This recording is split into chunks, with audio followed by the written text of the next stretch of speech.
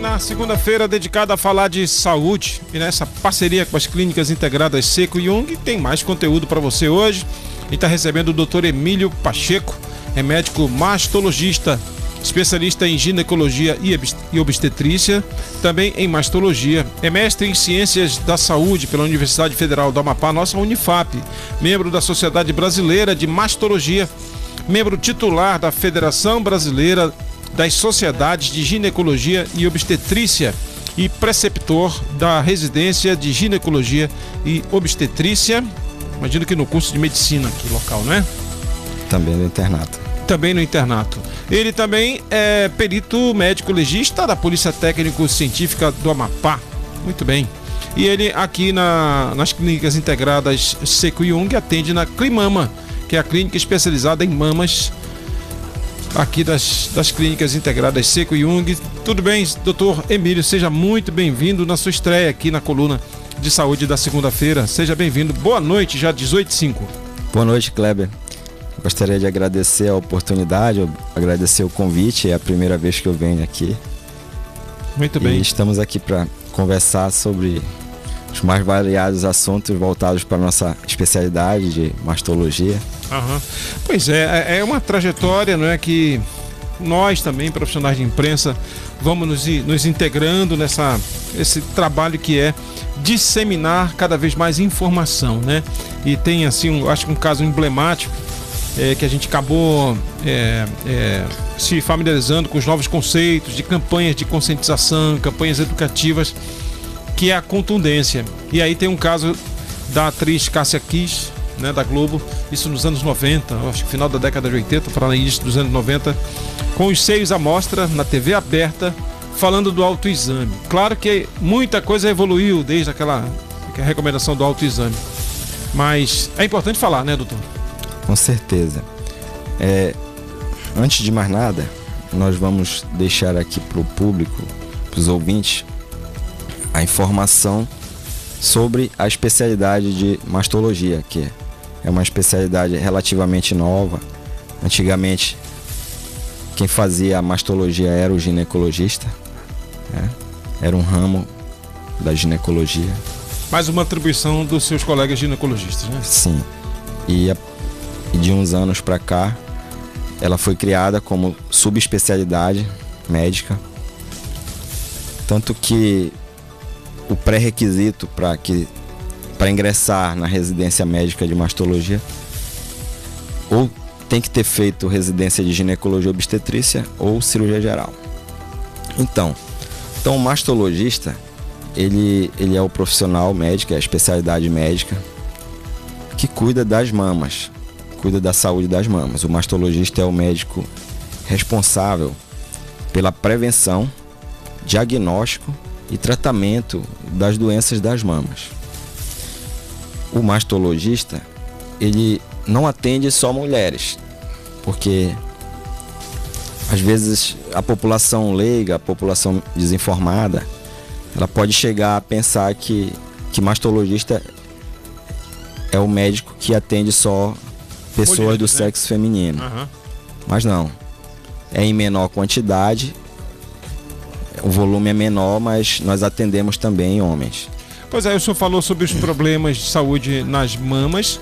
O mais comum, assim, o mais temido é o câncer de mama. Mas quais são os outros problemas que pode-se ter e acometer as mamas? Tem as doenças benignas também das mamas, né?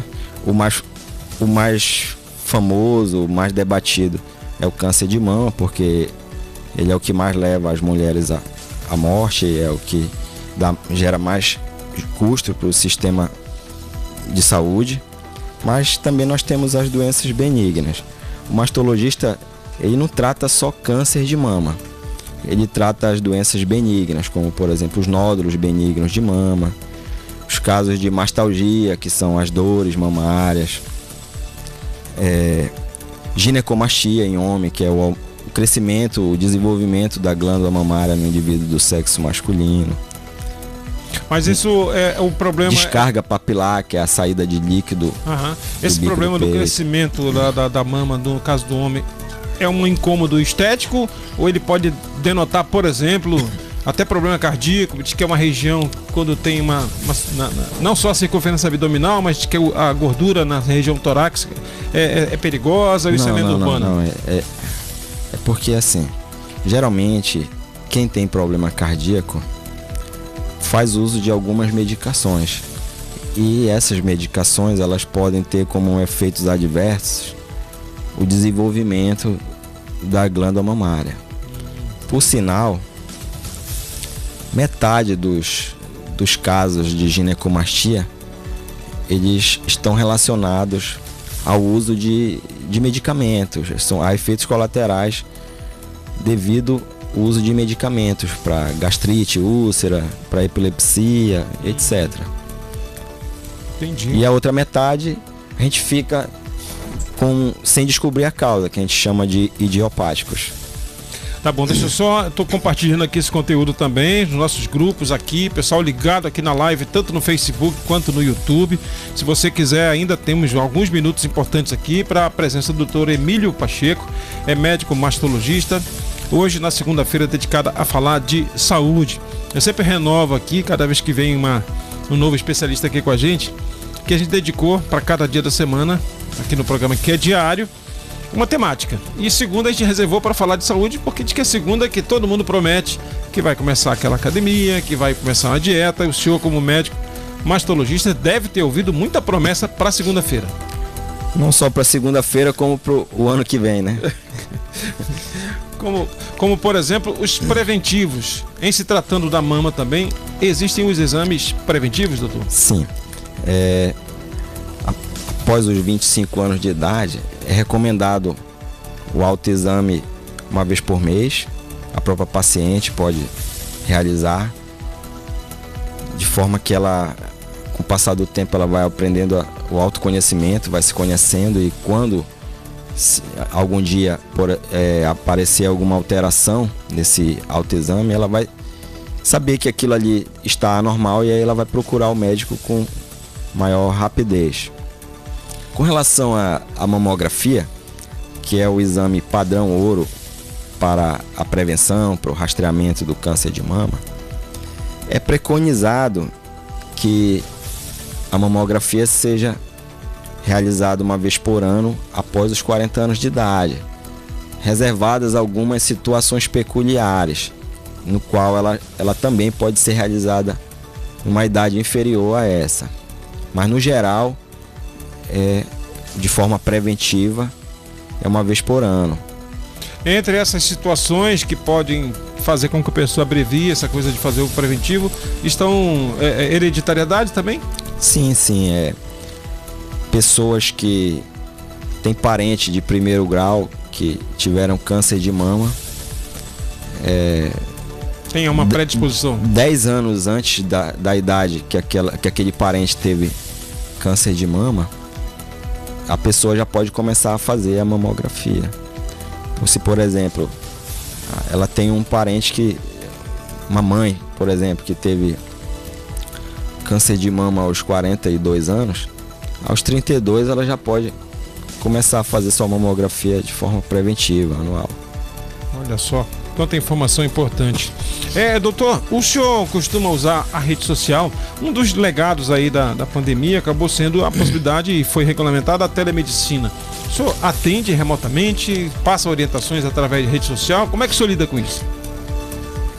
Ainda não tive muitas experiências com a telemedicina, apesar de que durante a pandemia a gente atendia mesmo através de aplicativo de mensagem, mas não era uma coisa regulamentada ainda. Mas eu particularmente não tenho atuação com telemedicina. Muito bem. E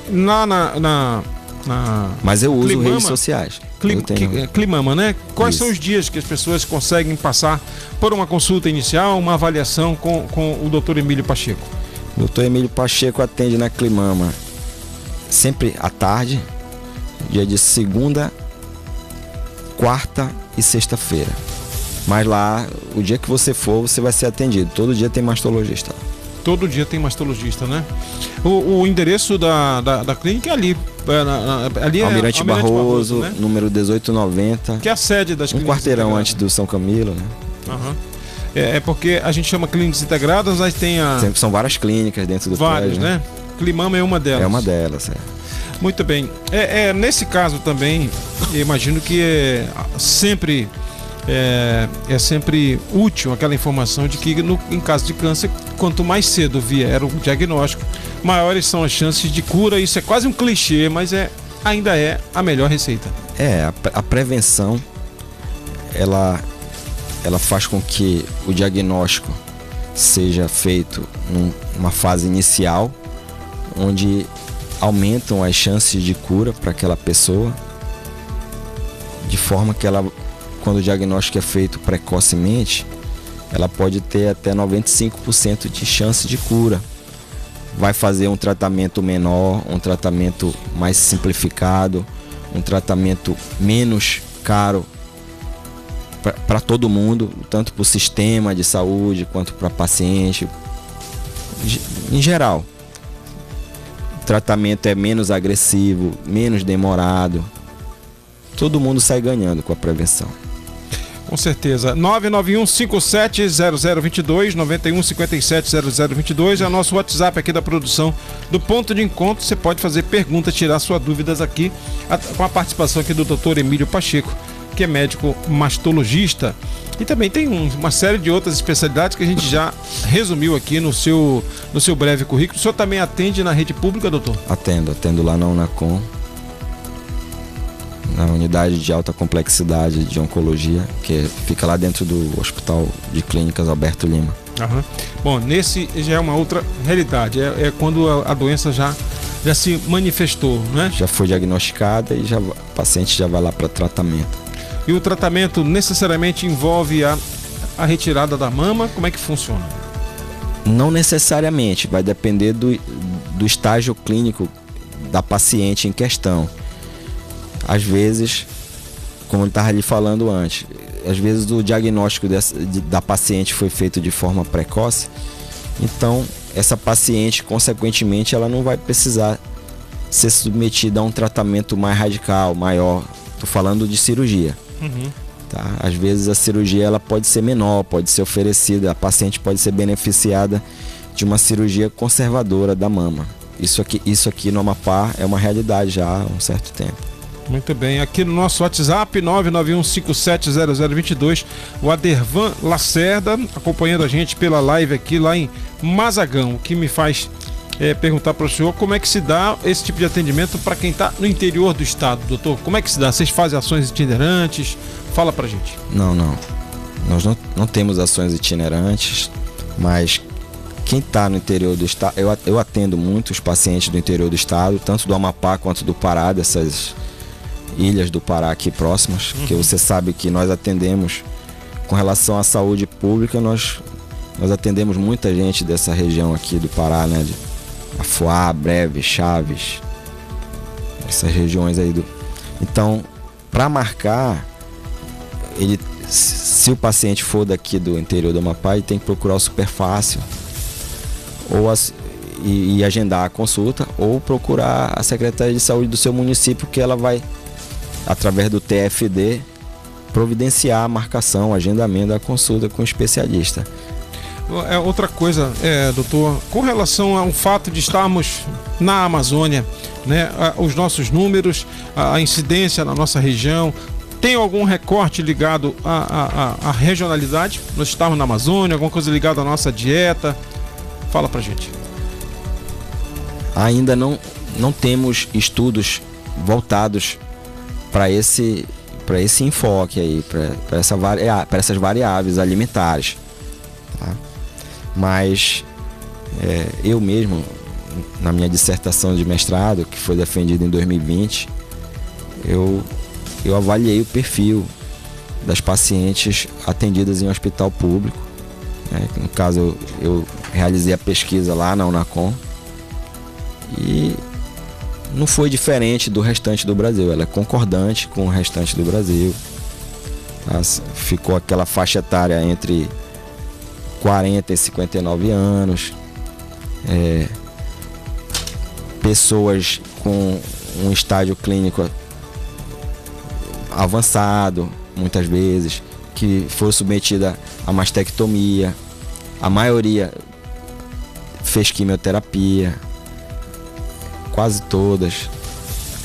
A maioria precisou, devido ao estágio clínico avançado, precisou fazer a radioterapia, que não é oferecida aqui. Algumas... Nem na iniciativa privada, nem na rede pública. Não, já está sendo construída, mas ainda não está funcionando. Uhum. E em relação a essas causas, né? Mudança de hábito, né? A gente fala, é um tema simples, às vezes delicado, mas que existem fatores, vamos lá, que auxiliam, né? Até o ato de amamentar, né? Sim, dá vazão a isso que a natureza trouxe. As né? mulheres que amamentam, elas têm menos chance de ter câncer de mama do que as que não amamentaram. Uhum. Aliado a isso, elas têm que, não só as mulheres, mas os homens também, tem que ter hábitos de vida saudáveis, que vão ser fatores protetores para qualquer tipo de câncer. Evitar obesidade, evitar o consumo excessivo de bebidas alcoólicas, tabagismo, sedentarismo e etc.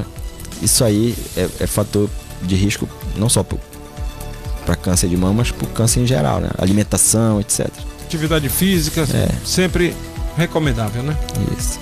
Muito bem. Segunda, quarta e sexta são seus dias lá na Climama. Isso. Mas no horário da tarde. Da tarde para noite. Da tarde para noite. E na rede pública, o senhor está lá na Unacom. Na Unacom, Unidade de Oncologia do Governo do Estado, como médico, né? E ainda tem a Politec. Tira os plantões na Politec. Na Politec. Caramba. Vida corrida, vida de médico. Vida de médico. Muito bem. Olha, doutor, fique à vontade se quiser fazer mais alguma recomendação, quiser abordar mais um tema, por favor, fique à vontade. Hoje ainda é dia 11 de setembro, mas no mês de agosto, no mês de outubro, nós vamos iniciar a campanha do Outubro Rosa. Então já vou deixar aqui o nosso recado, o alerta, porque o mês de outubro ele é voltado para a prevenção do câncer de mama. O Outubro Rosa ele foi um movimento criado nos Estados Unidos nos anos 90, onde em uma cidade lá no interior dos Estados Unidos as mulheres saíram fazendo passeata, como forma de chamar a atenção da sociedade para esse problema do câncer de mama. E aí esse movimento ele foi crescendo, foi ganhando o mundo. E aqui no Amapá já há mais de 10 anos ele tem representatividade, são feitas programações, palestras, rastreamento, campanhas de rastreamento e as caminhadas, né? Todo ano tem, para chamar a atenção da sociedade em geral, das pacientes, das autoridades, para esse problema que é um problema de saúde pública. O câncer de mama, já falando agora, ele é um problema de saúde pública. Muito bem, 991570022 é nosso WhatsApp aqui da produção do Ponto de Encontro. Hoje aqui participando com a gente da coluna de saúde, o Dr. Emílio Pacheco, que é médico mastologista. Tem pergunta do ouvinte, é o nosso ouvinte Marlon Rodrigues. Oi Marlon, boa noite, pode falar. Boa tarde, Kleber, Marlon Costa. Eu queria saber qual a incidência do câncer de mama em homem aqui no Amapá. Boa tarde, boa noite pra gente. Opa, obrigado Marlon. Qual a incidência do câncer de mama nos homens aqui no Amapá? Não só no Amapá, mas no mundo, o câncer de mama nos indivíduos do sexo masculino, eles correspondem em torno de 0,5% a 1% dos cânceres de mama nas mulheres. De 0,5% a 1%? 0,5% a 1%, Como o homem ele tem menos tecido glandular mamário, tem menos mama, ele tem uma possibilidade menor de ter câncer de mama, mas não é nula a possibilidade, né? O senhor já se deparou com um caso concreto? Já operei. Aqui no Amapá? Aqui no Amapá. Caramba. E isso estava ligado a que tipo de... O que originou esse problema para esse paciente? Alguns casos não tem como descobrir. A pessoa não tinha nenhum antecedente. Simplesmente apareceu com nódulo, que o sintoma principal para o paciente do sexo masculino é o nódulo. Aquele indivíduo palpa um nódulo na mama. Em princípio ele não liga, vai deixando para lá e depois ele vai procurar ajuda médica e aí a gente, quando é câncer, a gente chega no diagnóstico. Não estou dizendo que todo nódulo de mama em homem vai ser câncer, mas é o principal sintoma. Uhum. A incidência nas mulheres tem um parâmetro, um grupo de cada 100 mil, né? Nas mulheres, aqui a gente tem uma estimativa aqui no Amapá. Essa estimativa é do Instituto Nacional do Câncer, do INCA. Ela fica em torno de 70 casos novos por ano a cada 100 mil mulheres. Aqui na capital, desses 70, 60 a cada 100 mil mulheres. Na capital? Na capital. Então a incidência é um pouco menor do que no interior, é isso? Maior. Maior? É. 70 casos. 70 por estado a cada 100 mil. E dos 70, 60 na capital. Ah, tá. Capital. O que vai ao encontro aí daquilo que a gente pode, né, tá falando de mudança de hábito, as mulheres na capital, né, em tese. Tem mais acesso à prevenção, à mamografia, às consultas. Aham. Muito bem, doutor Emílio, foi um prazer grande falar com o senhor. Espero que seja a primeira de uma série de vindas do senhor aqui. Vamos, junto com a sua assessoria, entabular alguns temas específicos que a gente possa se aprofundar um pouco mais. Agora, por ocasião do Outubro Rosa, com certeza vai ensejar. A gente quer muito também sair daqui do estúdio, marcar um dia para ir para lá, para dentro das clínicas integradas Seco Jung, transmitir isso para mais pessoas, reunir mais especialistas lá. Vamos combinar direitinho com a assessoria de vocês lá. Com certeza. Eu gostaria de, mais uma vez, agradecer o acolhimento aqui, a recepção, o convite para vir aqui falar um pouco da especialidade da mastologia. E espero voltar aqui também outras vezes, principalmente no mês de outubro, que é o mês mais importante para o mastologista. Sem dúvida. O senhor que é paraense, né? Já mora no Amapá há quanto tempo? Eu sou paraense, eu moro aqui em Macapá já há 16 anos, tenho um casal de filhos que nasceram aqui. Bom, e o senhor sabe muito bem a presença, a tradição do rádio aqui no Amapá, né? Sim. O rádio ele faz um papel muito importante, não só no Amapá, como no Brasil inteiro. É um dos meios de comunicação que eu acho que dificilmente vai ser batido, né? Mas quero falar um pouco como foi que eu cheguei aqui no Amapá. Uhum. Há 16 anos eu vim aqui para ser médico residente, fiz residência em ginecologia e obstetrícia aqui, cheguei aqui em 2007 e eu era policial rodoviário federal. Caramba, meu! E aí vim pela polícia também aqui e consegui fazer minha residência. Depois fiz a segunda residência, que foi a de mastologia. E hoje em dia não estou mais na PRF, em dezembro vai fazer 5 anos que eu saí, que eu pedi exoneração. E logo em seguida eu passei no concurso para a Polícia Científica, onde eu já estou há 10 meses trabalhando e me identificando bastante, até porque eu já tinha experiência na área policial e me identifico com as atividades. Maravilha, um ex-PRF aí, tem um ex-PRF, mas que está aposentado, né, o Emílio, que é seu xará. Paulo Emílio, conheço, ele é turismólogo também, né? Exatamente. Nadador, sempre encontro com ele na sala de embarque aí nos aeroportos. É um cidadão do mundo aí, levando a natação em águas abertas, né? Muito bacana. Doutor, muitíssimo obrigado mais uma vez, viu? Até a próxima. Ok, boa noite, um abraço. Boa noite.